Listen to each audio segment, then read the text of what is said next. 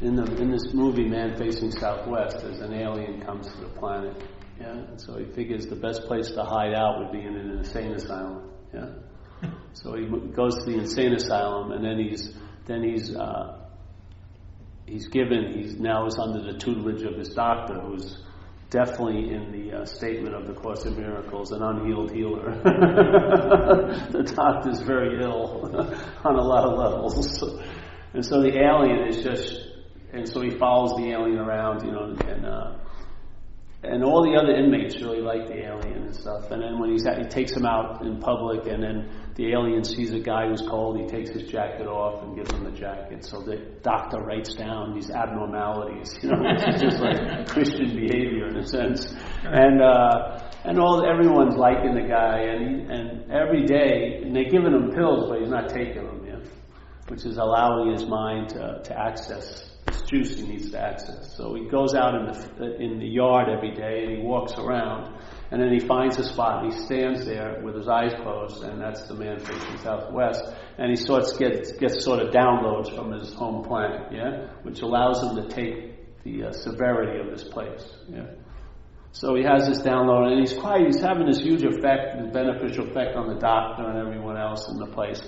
And yet the more and more they study him, the more and more they want to, clamp down on this guy. So then they say, we're going to give you intravenous shots, and he can't fake that, so they start shooting him up.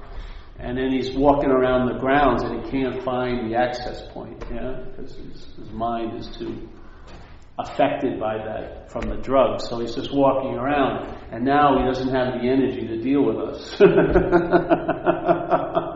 And he's getting burnt out, and then he's getting mad at the other inmates. They're starting to bother him, and he's starting to isolate and go into himself, and he gets ill, like a mental illness.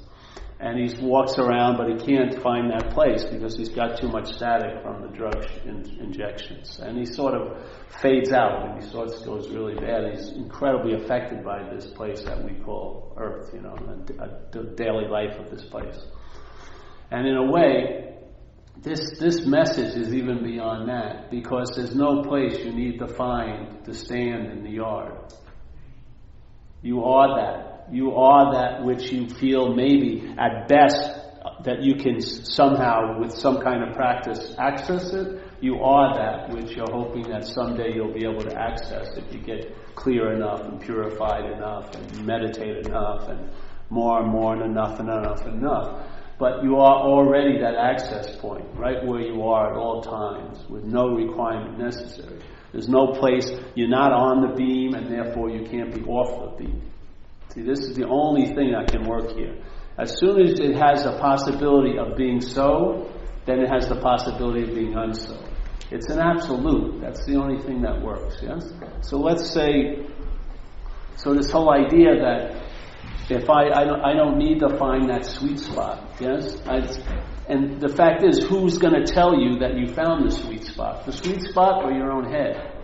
Your own head is going to judge how you're doing with God, in a way, yeah? So in a sense, in the relationship with God, you're the bigger God, because you'll be telling yourself, I'm close because I did all this good stuff, and I'm far away because I did some bad stuff, and you're under the sway of the mental process playing God right then and there, yeah?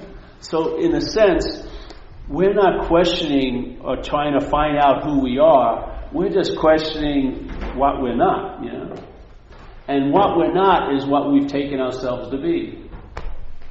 Yeah. So if you question what you're taking yourself to be, and you start entertaining it, you may find out that you're not that, and then that's that, basically. You don't now take an about face and now try to find what you are.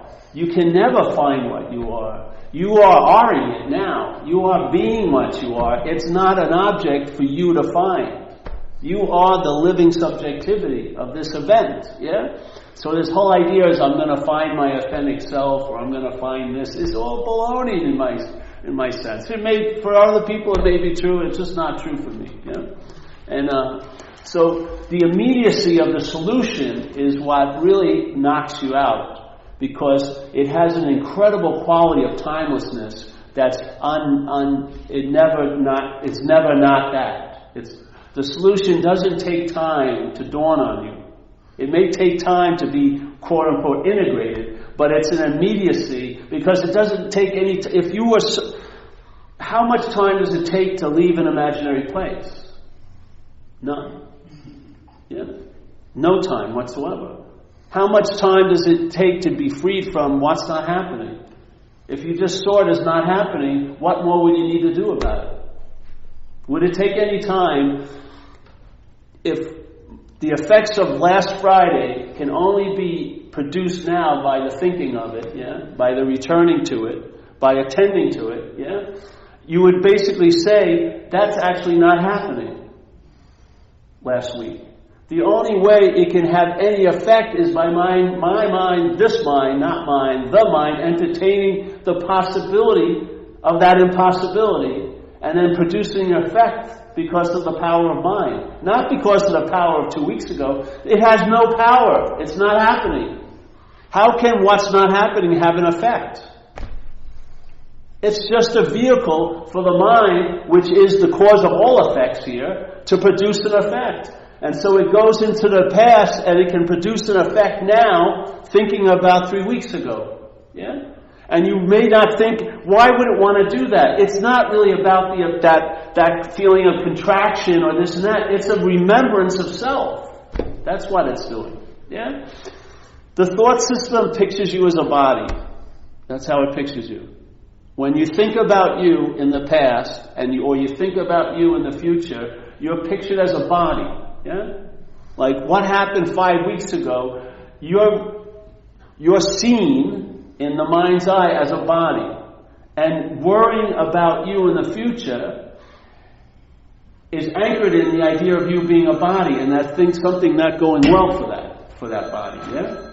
And if it was another body, you'd probably care less, but it's your body. You know? So what does it do?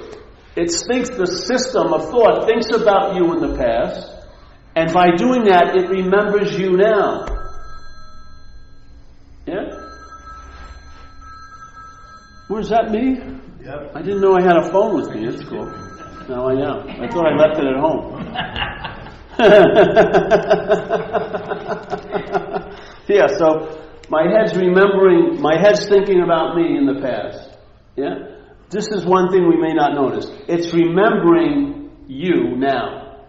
Yeah? You cannot, something that doesn't exist now, the only way it can appear to exist is to be remembered. Yeah? If it doesn't exist now, and I'm saying there is no long-lasting, independent, separate entity in this moment, for it to appear to be so, it has to be remembered in this moment.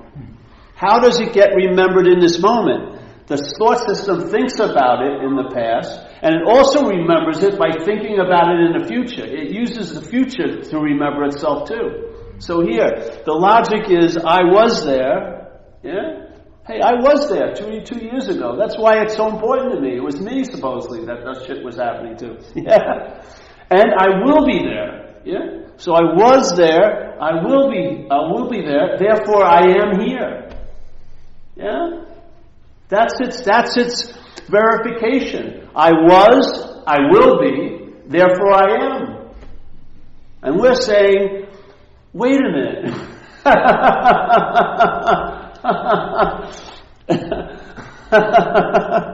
If I was truly that, I would not need to be remembered. There would be no need to remember that. I'd be busily that all day. Yeah? But inherently, you're not that all day. But we're remembering to be that then, and that we will be that later, and there's a referral or reference or an assumption or an insinuation that produces a sense of being a self. Yeah? That's why I talk about it as a sense of self. It's not a thought of self. The thoughts are about the past and the future. But the sense they produce by your mind entertaining it is a feeling of being that which was there and that which will be there, which is this body. Yeah? That's called the bondage of self. You're not bonded to self because self isn't a thing. Yeah? For me, I'm not bonded up this chair. I can get up. Yeah? For me to be bonded, I'd have to be bonded to this chair. I'd have to have some handcuff or something that hooked me to this chair. Yeah? I'm not bonded of this chair. I'm not taking myself to be a chair. Yeah? So I'm not bonded. I have to be bonded to it for it to have any power over me. In the recovery, they say it's bondage of self. Bondage of self is, I think the chair's my ass. Yeah?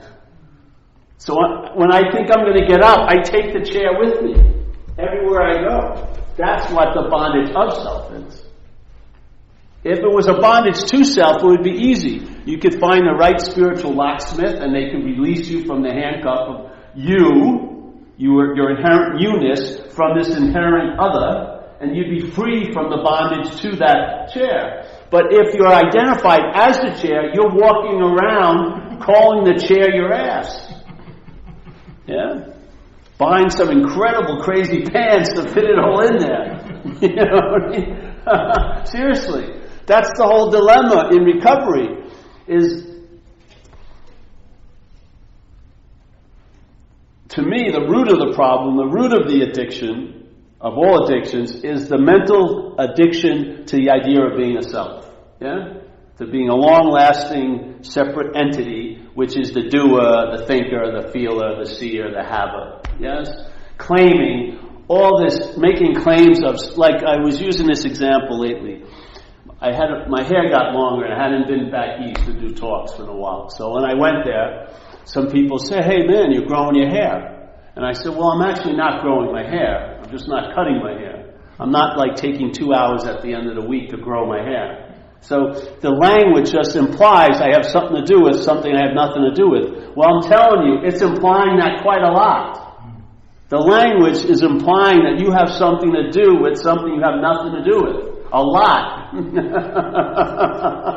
And if this thing is keeps getting repeated up here and repeated with conversations, it lulls us into this trance, in a sense. Yeah? And so that, why do you think the thought system is so preoccupied with the past and the future and really doesn't seem to be that interested in now? Why? Because now is, to be right now, it becomes obvious there is no you. Yeah? But if it's only thought about and your attention's all about the past where you seem to be appearing and the future where you are going to appear, therefore it's going to remember it's set this idea of being a self now by that preoccupation. Yeah? Look at the thought system. What does it value? Does it value this moment or does it value the past and the future more? Just take a freaking honest appraisal. Does it value this moment? Or does it value the past or the future more? See where it lies. Yeah? Why? Because if you have worked, it's like when you do something you love, like when you're going down that glacier on your ass, or if you're surfing or something like that, yeah? You're so engaged in what's happening with the event, the seeing, hearing, feeling, tasting, touching, and this and that, there's no remembrance of self. You're not thinking about yourself in the past at that moment, and you're not thinking about yourself in the future. And there's the portal, there's the imaginary exit from where you think you're in. You're never in there anyway, but the feeling of being a self is now not being reinforced, so you feel fucking great. So then you think it's the surfing, or you think it's the glacier, and this and that. But to me, it was only a free sample of your inherent condition. Your inherent condition is always free from that bondage of self, because it's only a bondage of, not to. It's an activity. The activity is identification as self, which is causing me not to be able to recognize what is a foreign installment and what I am. I'm taking the foreign installment to be me, and that's the bondage of self. I'm never going to entertain I can get up from this chair because I am the chair. Yeah.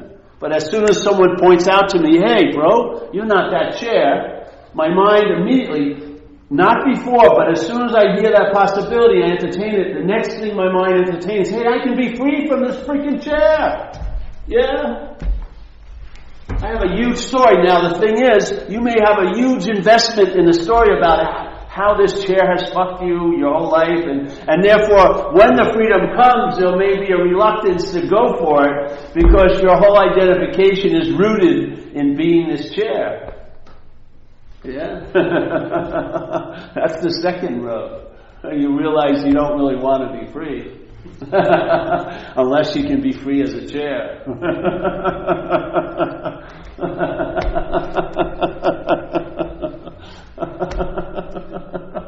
Oops. Let's forget that. I want to feel comfortable in this chair. A lot of things have happened in this chair. I don't want to. Yeah.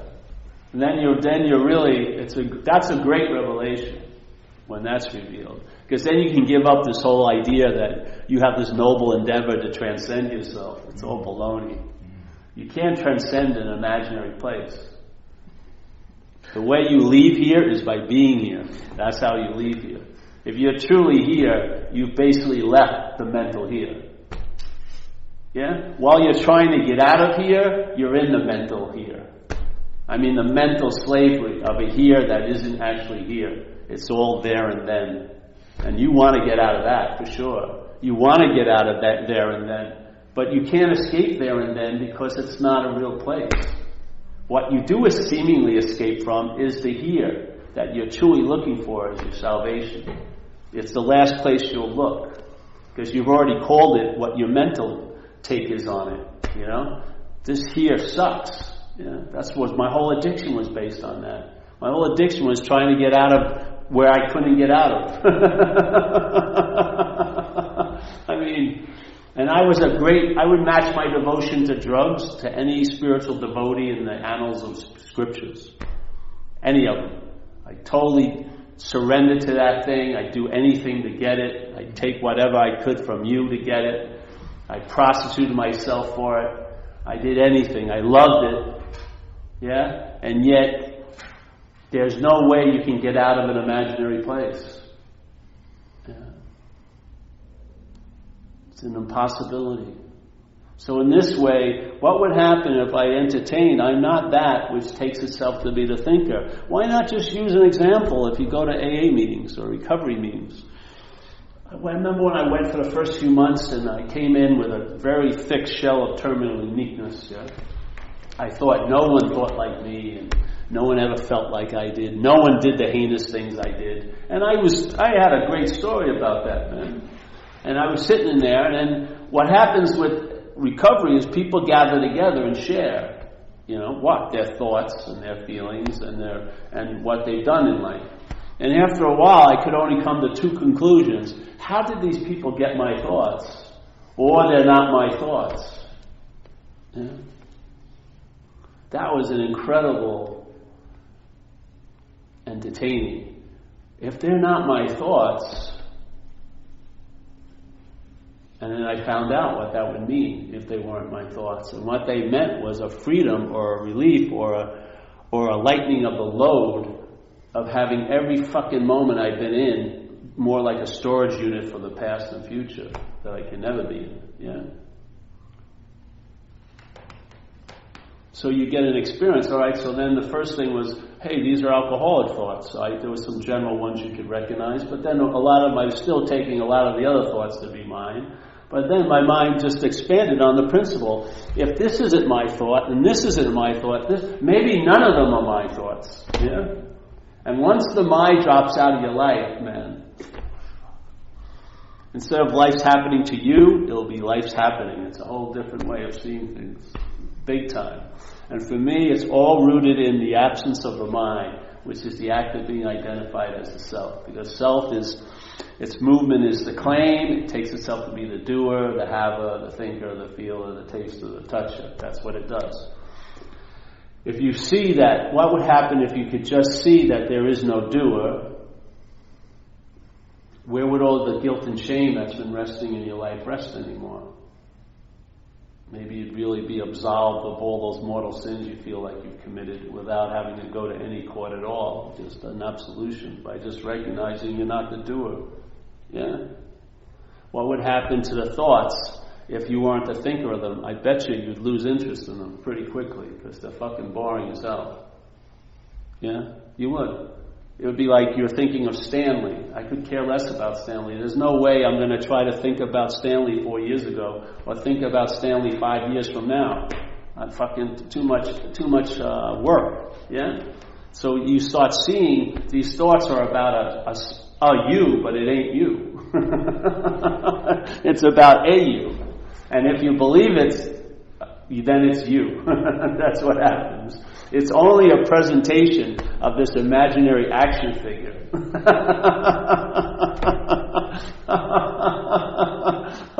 Once you believe it, you are seemingly the action figure. See, now you can never be the action figure. That's the good news. But it can sure seem to be so. Yeah? That's the power of mind. The mind is incredibly powerful. So if it believes something, it can seem to be so. Does it mean it's so? No, but it can sure seem to be so. Yeah? That's the highest level anything here can reach, is an appearance. It cannot be so. What's truly so is not appearing. You know? Well, it's appearing, but it's hard. I don't want to get into that. But let's say what's appearing cannot truly be so, because this is going to come and go. Just like if I took this chair, and let's say for 50 years this chair's been in the room, a lot of important people have, I left this here last week. A lot of important people have sat on this chair. A lot of profound things have been said, yes. And you could see what would happen if I removed the chair. Would you see the chair anymore? The only way the chair would seem to appear would be in remembering it. Yeah. So what would happen? Where would the effects of the chair show up? If it rubbed against this or maybe on the rug. But would it have any effect in the space that it seems to have been in? Yeah. And when I removed the chair, would a certain space in the shape of a chair rush in so quickly like a magician so you wouldn't realize the void that was there, right? In other words, when I lift this up and remove it, do I have to move space back in? No, obviously not. This is basically appearing in space. Yeah? It's not taking up any space. Just like this wall, if you broke this wall down, you wouldn't have to rush in space. The space is here, but there's something appearing in the space, which is a wall. Yeah? So let's say, take me, this object. Now you were seeing me, I leave. Now you can only remember me, because you're not seeing me anymore. But you remember me, you go, I remember last week and the other week Paul was here and this and that. Yes. And what would happen if I moved? Would you have to get a perfect space that fit just like this space of this body was taking up, and then put it right in super quickly? Or is this an appearance in the space? Yeah? That you perceptually see as a thing, but it may not be a thing, it may just be space. But perceptually, we're picking up space as objects. So this is appearing in space, but it's not taking up any space, and when it disappears, there won't be anything that needs to be added onto the space. Yeah? So let's say space is like the mind that you are, the big M mind, and then all these things are appearing in it. Yet everything that appears in it doesn't have much effect on the mind itself. Just like this has no effect. I can't hit the space here. You know what I mean? I can't grab it or anything like that. And everywhere you are, basically, the biggest aspect of that, wherever you are, is space. It could be really filled up if you're in a claustrophobic cell, but all of it is space. Yeah. So the mind is seeing appearances in space. The space is the vehicle. It's the medium for appearances to arise and then fall. Like you and I. This body, even though we see a bug that's born, a mayfly, and it's dead in a day, it's like 8 o'clock in the morning, and I got to have some sex before 12 in the afternoon because I'm going to pass away, so they're really flying everywhere trying to keep the old species going, Now we think, that thing comes and goes, but we're in the same thing, just a different degree of time. But we came, seemingly, the body, and it's going to go. Yeah? Yeah. But what doesn't come and what doesn't go? The space, yes? So in a sense, the biggest relevant point of this whole place is not what is appearing, but what it's appearing in. The space, because the space is what doesn't come and go. The space is the mother and father of all things. All things come from nothing. Yeah. Well, your mind, or the mind, is much more attuned with the nothingness of space than it is with the thingness. Like Jesus would say, you're in this world, but you're not of this world. You're not of thingness. Yeah? You're of space. You're of spirit. Yeah? But you're appearing, well, we think we're appearing in, but basically we're appearing through thingness. Yeah? Yeah. So what happens if the mind entertains that it's not a thing? Find out. See what happens. For me, it's stabilized as a form of traveling lighter over the last, I don't know how many years now. Yeah. Doesn't say it's going to change the geography of your life, but you're going to travel over it lighter, whatever it is. Getting sick or not getting sick, getting a job, not getting a job. Who knows what's going to happen in the destiny of this action figure expression. But I'm telling you, your mind will travel lighter over whatever it is. Yeah. And to me, that's extremely valuable here. Where the lack of attention to that can cause a heaviness in this life, you know. You can be a vehicle for a very heavy expression here, or you can be a vehicle for a very light expression. Sort of like we all have the same artist, and we're just a brush that artist is expressing through. Yeah. Some have seemingly finer bristles, so more expression can get through. Other are cruder, so it's more broad strokes. Yes. But the fact is, the subtlety of it is all coming from the artist. This is just a facilitator for an event. Yeah. To take this to be the alpha and the omega is missing the whole point here. If you take this, it's sort of like you wake up at square 4, and then when you look at the game of life from square 4, it looks like a totally different thing than if you look at it from square 0. Yeah? Totally different. When you're looking at it from square 4 with the idea that, with that sense of being a self, then the whole game is happening to you. When you're looking at it from square 0, the game's just happening. Yeah, it's totally different.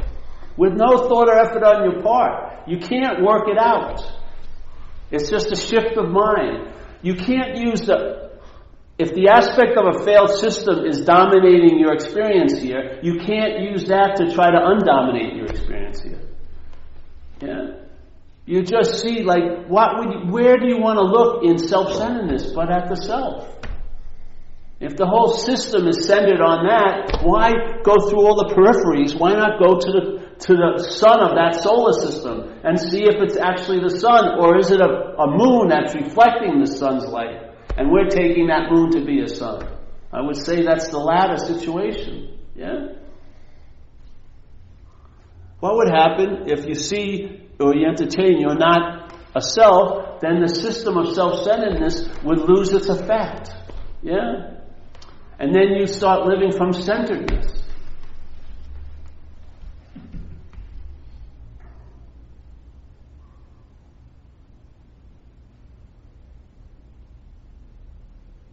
And you feel it right now. Just get the energy of it.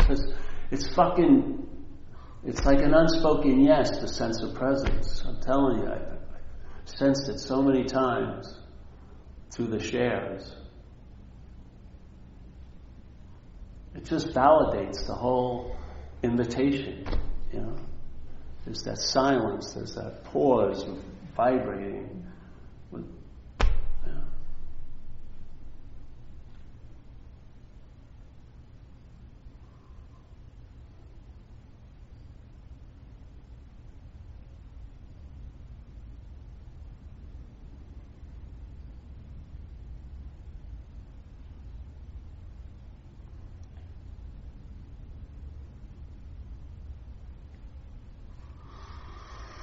So this is just a very simple invitation, just a message, not a dissertation, not a thesis.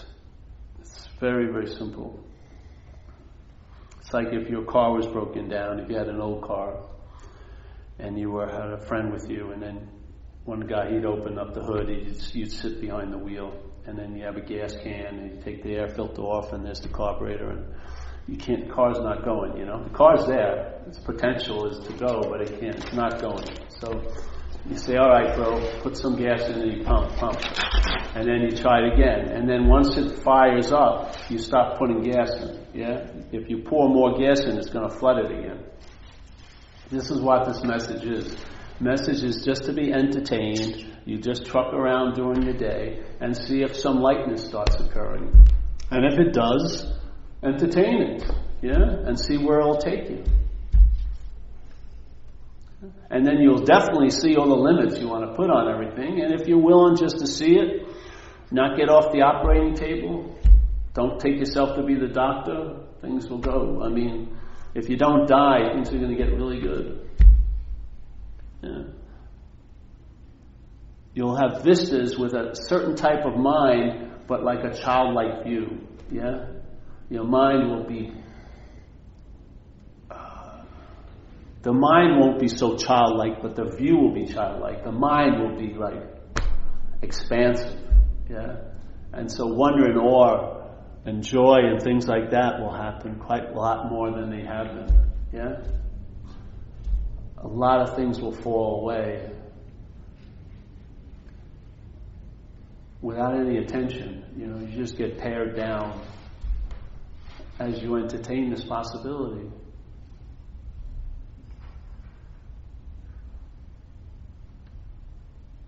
And you'll really see the quote-unquote problem from the solution.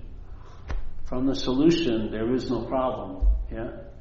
But when the problem seems to be you, it really feels like you're in a problem, so you need a solution. Yes? So let's say you entertain this idea. If you entertain this idea, it's going to dawn on you that the problem's imaginary. What need of there is there for a solution at that point? That's how freeing it is. There's no need for even a solution. Yeah? You don't have to have not one extra thing to carry along your way. It's more about getting pared down and economized incredibly.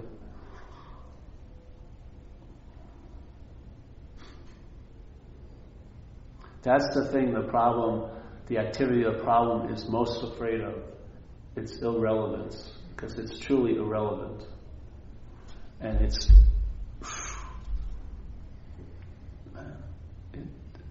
if a stick touches that little point, you'll see it flare up. Because it's really, it doesn't like that to be sort of touched, man. See you later, bro. Take care. Yeah. It's just,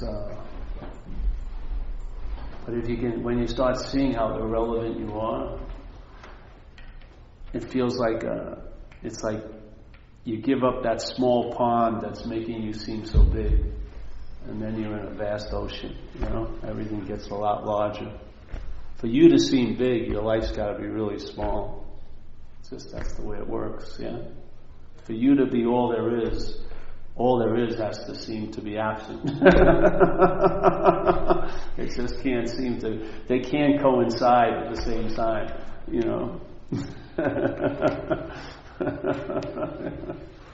So, that's just a possibility. I heard it like at a meeting like this years ago. I didn't do much about anything. Read a couple of books. Went to see certain people I wanted to share this. Entertained what was on offer, different ways. Just walked around, got in there.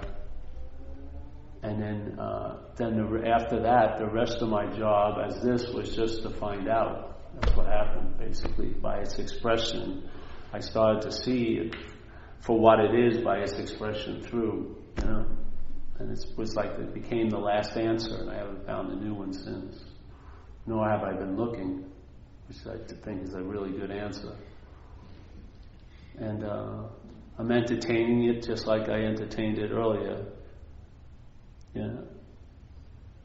There was more of a point of view in the earlier, and now there's less of a point of view about it. It's just like free range entertaining in a way. Yeah. So we do these talks. I don't even know why.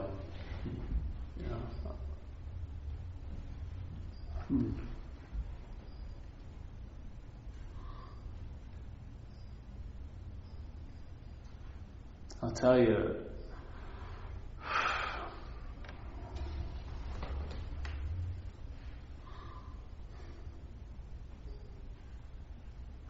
just let it go back. Let's say your life is like a row of knots, yeah? Let's say relationships don't go well. Like in recovery, they say we're incapable of having a viable relationship with another person. That's a sort of a drag, eh? Considering there's so many people around here, I can't have a viable relationship with anyone. And then, let's say money or health and all these knots. And then we try to work on them individually. We don't see the connectedness of everything. Yeah, maybe you do, maybe you don't. But usually a lot of people don't. And so, let's say you take workshops on relationships and you get a little better for a while. So then you start proselytizing for this book you read and then the seminars. But then it hits the fan again. So now you're cursing that seminar leader and fuck that book, you know. And so the knots maybe temporarily loosen up, but only to knot up again. What would happen if you sort of got to a first knot? Yeah, and I'm saying the first knot is the act of being identified as a self. Yeah, and you look at that, and you entertained or questioned that a little. You know, not in a concentrated manner, just checking it out. And grace was there, and things dawned on you. And what happens is this first knot has a thread that runs through all the other knots. Yeah? The other knots don't have a thread that runs back to this knot, but this knot runs through all the other knots. Yeah? When this loosens up, you're going to see its effects all the way down the line. You know, like Jesus says, you'll know the tree by its fruits. Yeah? You'll see, you can't know the tree, but you can know it by its fruits. Yeah? You'll see it, you'll intimate, hey, this where it's coming from, but you can't know where it's coming from, but you'll intimate it by its effects. Yeah? So here's the second knot, let's say for some of us, which is alcoholism or addiction. And you come into recovery, and the first knot's still in place. You're identified as a self, yeah? Now you're definitely sure you're a bad self, you know, you've got tons of guilt and shame for what you think you've done. And you've been convicted, you're never going to get released, really. I don't care how much service you're going to do. You're probably still going to you'll be in your own little prison because it's like a vice-like case has been getting, you know, you've just been convicted, you know. So, in recovery you come in and the first step says, we were powerless over alcohol. Now, powerless over alcohol, I use the example of like, if you were dancing with a gorilla, you're going to stop when the gorilla wants to stop. Yeah, you have no say in the matter. The dance is going to continue on as long as the gorilla wants to dance. Yes. So, in this statement, if you really get that you were powerless over alcohol, you would assume that it would lend itself to you being released from the guilt and shame about all those acts you did under the influence of alcohol. Yeah, you would think so, wouldn't you? If you really get that you're powerless, you would that would lead, it seemed like a natural consequence would be, you'd be let off your own hook, because you would realize that this foreign installment, this gorilla, was basically calling the tune. Yeah? But, so here's the second addiction, let's say, and you're getting relief from the second addiction. But the first addiction, one of its main aspects is that you're the doer. You're the doer. Whatever's ever happened through this, you've been doing it. You know? You've been doing it. Whatever's happened through this, you've been doing it. Yeah? So here, you're very convinced, you have a really pretty good understanding, but it's not translating into an ease and comfort from all that guilt and shame, because the first addiction is overriding the second influence. This is the real influence. Yeah? And this influence is, you're the doer. You did all that stuff. You're not let off the hook with this fucking idea of being powerless. You had a say in it. You didn't, it was because of you that it happened. Yes? See it. So, that field of guilt and shame isn't affected at all by the second level of relief. It's producing guilt and shame that carries over into the solution that AA provides. And people are still incredibly guilty and shameful about things they thought they did. Yet, the first step says you were powerless over alcohol or drugs. So, obviously, when I was under their influence, I was apt to do anything. Yet, the conditional mind is still mining and harvesting tons of guilt and shame based on being the doer. Now, what would happen if you went to the first addiction and got relief there? You'd get relief from the guilt and shame about all the shit you did. Because you would have a very strong hit. You didn't do it. Yeah? The proof would be in the pudding. You would realize I hadn't gotten to the real root of the problem because it was still producing effects while I was in what I call the solution. Yeah? I was still being a conveyor of the problem while I'm in the solution. So let's take it a step back. Is it obsession with self? No.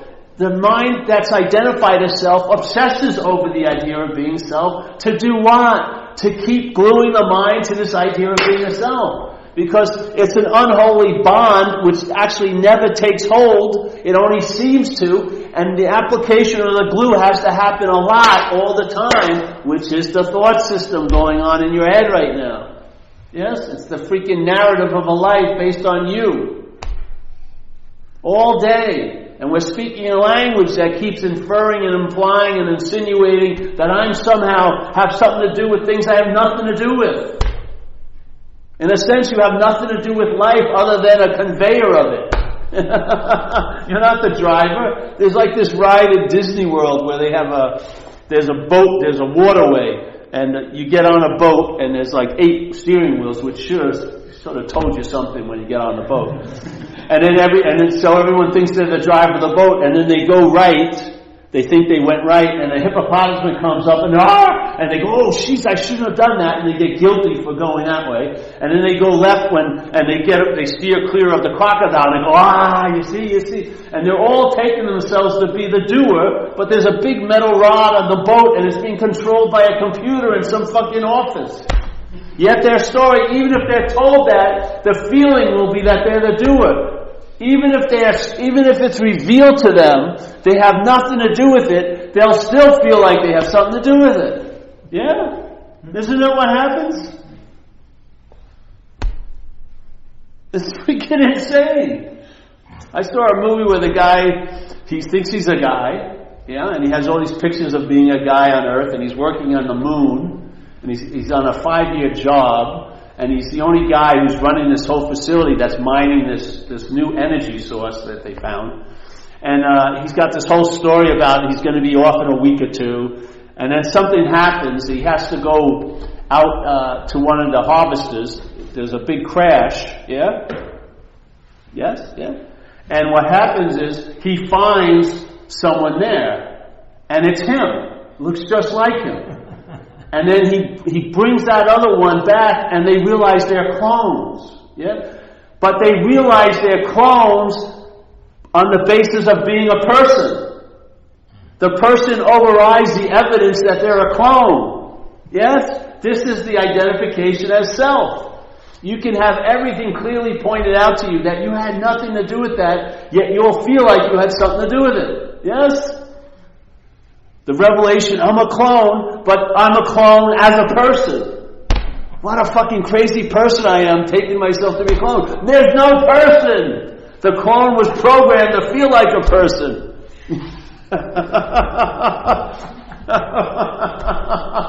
It's fucking crazy. I get it, I know. No, you don't know. Recognize the problem. It's insidious. It will regroup. You know when you break mercury and it goes in and then it regroups? It regroups.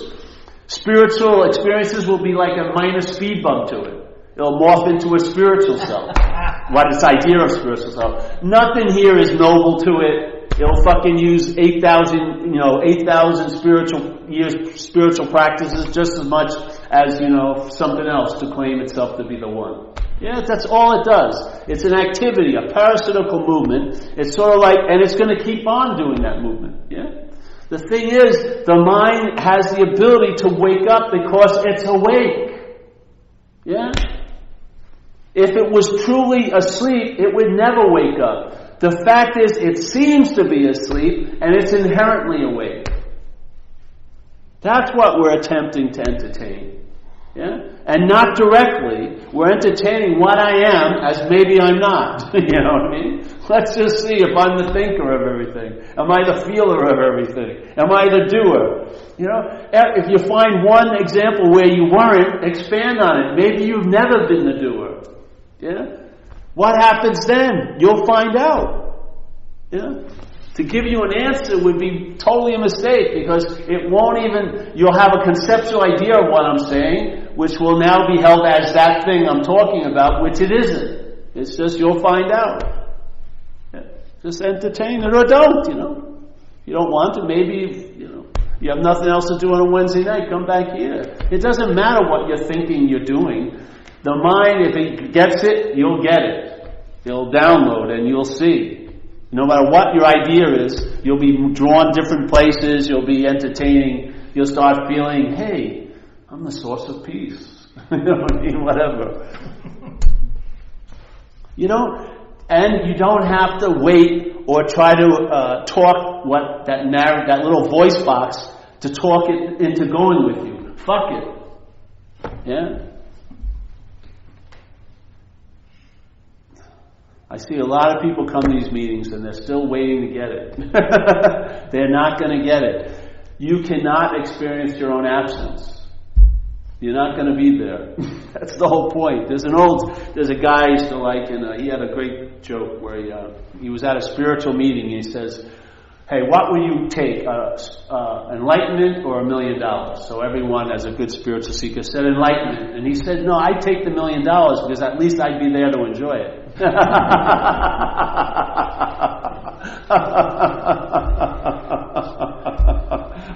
It's funny, but it's right on point. It's exactly what it's like. And it's not like the self is dismissed, it was never here.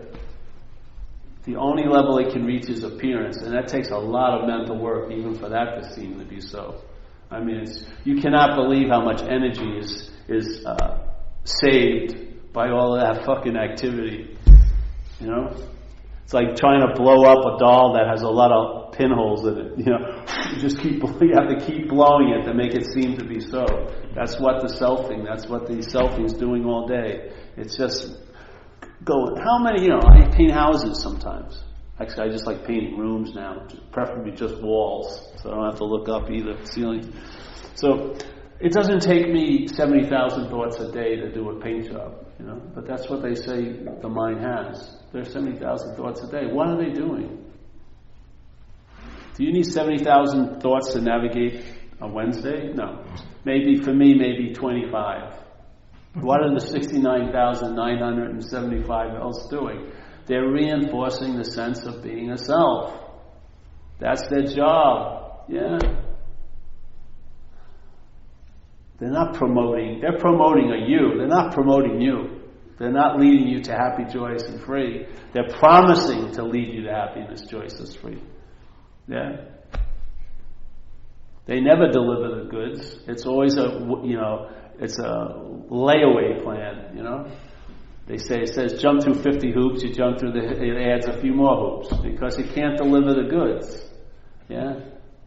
It's just a mental form of agitation. How can it find peace and stillness?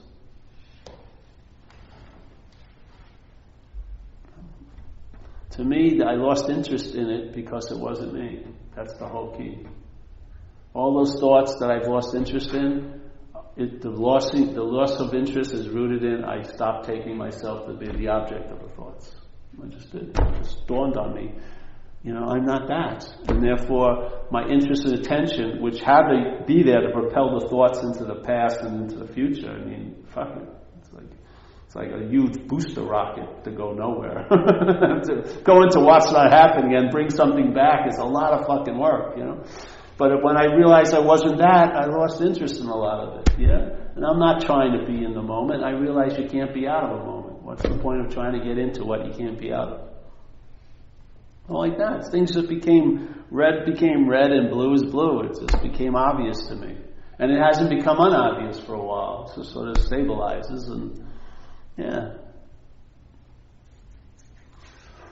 Yes. Well, that's that.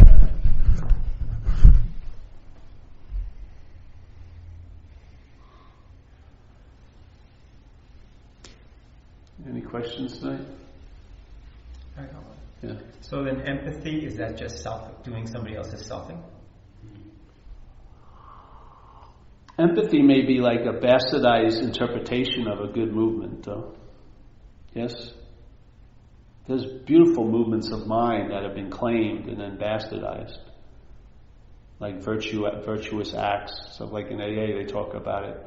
The person who's self-centered can be virtuous and kind. So the virtue and kindness is a very nice little expression, but it's been claimed by selfing and now it's being used for its own value, selfing's value, yeah? So empathy is a very nice feeling to have. But then again, when the story about it arises, it's usually after the fact it's been claimed, yeah? Which is what selfing does. It claims everything that comes about, yeah? But in empathy, I'm claiming your thoughts. Hmm? But with at least an empathy in terms of the bastardized version, I'm claiming your thoughts. Yeah, exactly. There's always the claiming. This first movement is the claim, selfing. That's what it does, yeah? So it doesn't have a life, so now it's my life. Yeah, it claims it. Thinking, thinker. Hearing, the hearer. Yeah, feeling, the feeler. Yes? When you realize what's seeing isn't the eye that's seeing. It's something of no thingness. Let's say they say the movement of mind there is consciousness. So consciousness is what's seeing, hearing, feeling, tasting, touching. Yes, the 5 gates of experience here. But the head has claimed to be the one who's conscious. So now you become the seer. See, that's what it does. It's like a heist. It's done very quickly. So we usually come to after the heist is in place. So we start at square 4. Yeah. And from square 4, the game looks like a certain thing going on. And then the mind wants to validate its opinion, so it keeps reasserting how true it is, yeah, being right all the time. But if it woke up at any square on the game board, it would realize it was at square 0. And then after a while, if you wake up at square 23, and then you get a hit of square 0, and then square 54, square 0, square 5, square 0, you realize all there is square 0, and square 54 appears, square 23 appears, square 11 appears to you. Yeah? There needs to be a you for it to appear to. Just like false evidence is false evidence, but it can appear to be real to us. Yeah? That's the power of mind. Yeah? But the only way the mind in this dream can make something so is for it to appear to be so. It can't make what's so, because what's so is. Yeah? But it can make things that aren't so appear to be so. This is sort of like a dream. Yeah? And in a way, it can move into a very nightmarish state, or it can be a lighter dream. And, I would say the mind, it matters where its proclivities are. Mind tends to move towards the lighter. It's sort of much more enjoyable. Yeah. You don't get to be special in it, that's for sure, And you don't get these high peak experiences anymore. It's sort of like instead of having the noble experience of surrendering, you're surrendered. And it just becomes a basic fact in your life or state. But that Petri dish grows some really cool shit in it. Surrendered. Really cool stuff. And, really, really cool stuff. And so basically that's all we're doing is, like in recovery they talk about, perhaps there's a better way. First he says, why are you in so much fear today? And he says, isn't it because self-reliance has failed us? So self-reliance is the failure is systemic, yeah? It's a system called self-centeredness, yeah? We're relying on a system of mind called self-centeredness, which has failed us and is provoking a lot of fear and anxiety, which is also, like Bill W. says, fear is the activator of character defects. And then if you follow a little farther, character defects will now tend to lead you somewhere into behavior. The behavior will cause consequences, yes? And then you'll usually go back to the fear again, yeah? Which will activate the character effects and so on and so forth, and you get stuck in this loop and you want relief, so you'll do almost anything. You get loaded even though it's a crazy fucking idea.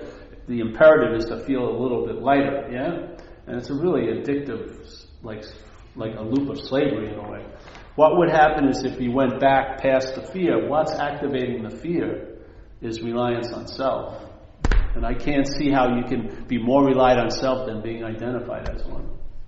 I think that's like the highest form of reliance. So I would say the activator of fear in my life is the identification as a self, which sets off that whole loop of the character defects like that. What happens? How am I going to alter that if I don't get to the root of it? Yeah? It ain't fear. Fear is an effect of the reliance on self. Yeah? It just seems like a good diagnosis. And I applied it on my own life, and I've seen it. It's verified itself by the cure,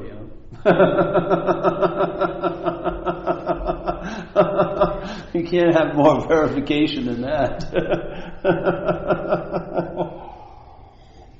It's a partial cure. No, it isn't a partial cure. It's not anything like that. It's like it's a timeless override of a problem that can only seem to be in time. That's what happens. The timelessness really sheds light on its irrelevance or its unsubstantiality. Yeah, you see it. It's a process that has to happen, which takes time to produce this feeling of being a self.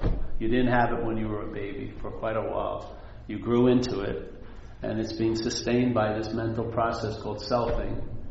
And after a while, we're in such a habit of it, yes?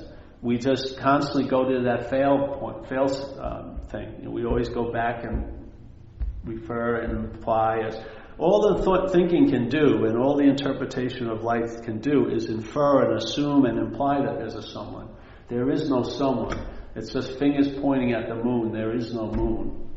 When you can be awake and see the pointing and then not have the mind make the leap into what it thinks is being pointed at. The pointing, and then the mind makes a leap into what it thinks is being pointed at. There's a place there that can be interrupted, the pause, and that's where peace lies. Yeah? The selfing will continue, but the mind won't make the leap into taking itself to be a self. Yeah? Maybe it'll take itself to be what's seeing that, all that. And then it'll realize all it is seeing. Yeah? Yeah. So, there you have it. You've been served the spiritual subpoena, honey. There you go.